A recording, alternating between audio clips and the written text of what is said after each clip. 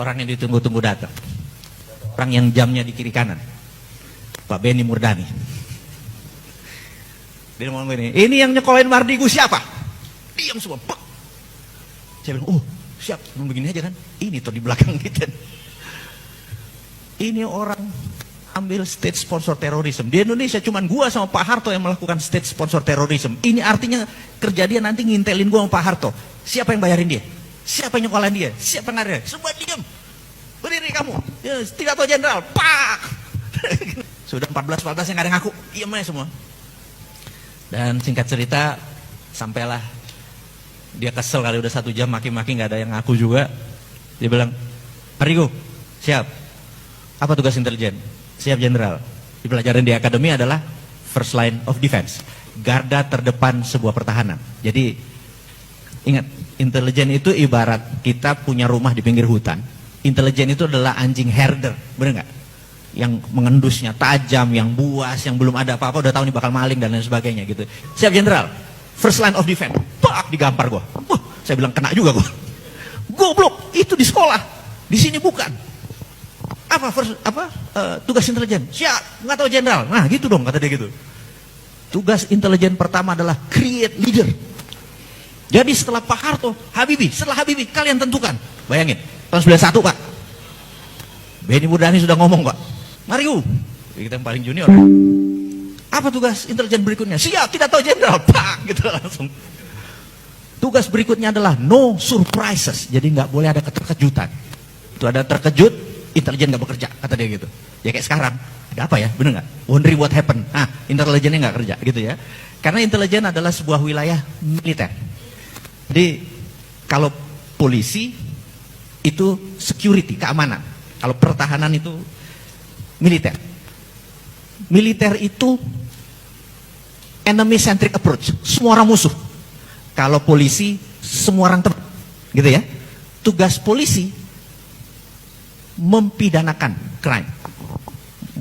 Tugas tentara eradicate crime, meniadakan. Ini mempidanakan, ingat ya bedanya ya. Ingat bedanya. Di sini orang niat sedikit kita ambil, benar nggak? Kalau di sini harus ada 2 alat bukti. Ini setengah, nggak ada alat bukti kita ambil, gitu. Itu bedanya. Anda ngerti? Jadi militer tugasnya adalah eradicate atau meniadakan ancaman. Tugasnya polisi adalah mempidanakan ancaman. Jadi intelijen adalah wilayah first line of defense, garda terdepan. Begitu polisi menjadi ketua badan intelijen, kita tepuk jidat Pak. Benar? Mulai paham? Ya udah ngurusinnya partai doang gitu ya. Maaf ya, bukan kampanye nih. Ada 2 makhluk saya ini, kalau hari Rebo saya adalah pegawai negeri, tetapi saya udah mengundurkan diri karena kayaknya saya beda pendapat dengan apa yang negara pemerintah saat ini lakukan. Jadi saya mau menceritakan sedikit sebelum kita masuk ke topik bahas utama adalah pentingnya untuk memahami geopolitik dan geostrategi.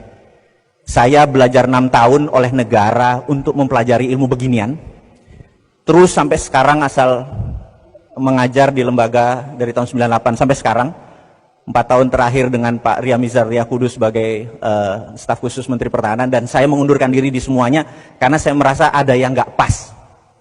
Kita tahu pemerintah sekarang sangat suka membangun infrastruktur, setuju?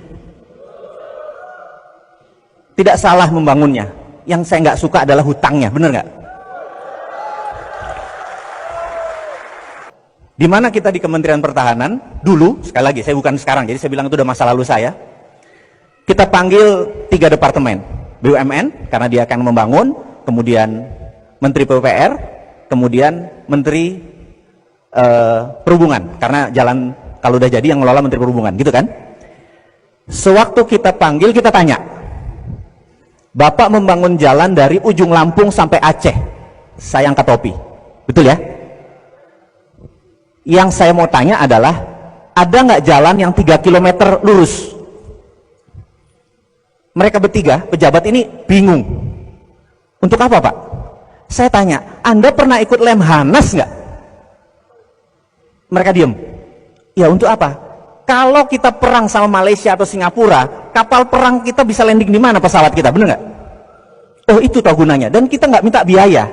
Atau kalau di Kuala Namu, di Medan, ada kapal kecelakaan di landasan, ada 7 pesawat harusnya schedule udah landing, karena ada kecelakaan lagi diberesin, kapal itu muter-muter di Kuala Namu, 1 jam kemudian bahan bakarnya habis.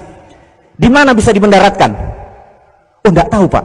Kamu gila kali yang ngelola negara, memang kayak bikin wali kota, saya bilang kayak gitu. Terus saya lihat Departemen Perhubungan, saya bilang, Anda membangun 15 pelabuhan di perbatasan luar Indonesia, saya angkat topi.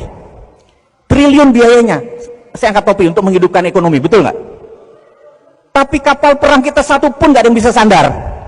Karena ada draftnya ketinggian, ada yang kerendahan, ngerti nggak?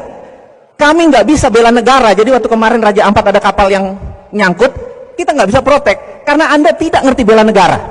Bisa bubar negara kita ini, bener nggak? Ini bukan kampanye. Nah, ini hanya menceritakan bahwa ngelola negara itu modalnya bukan dengan belusukan doang. Nggak bisa.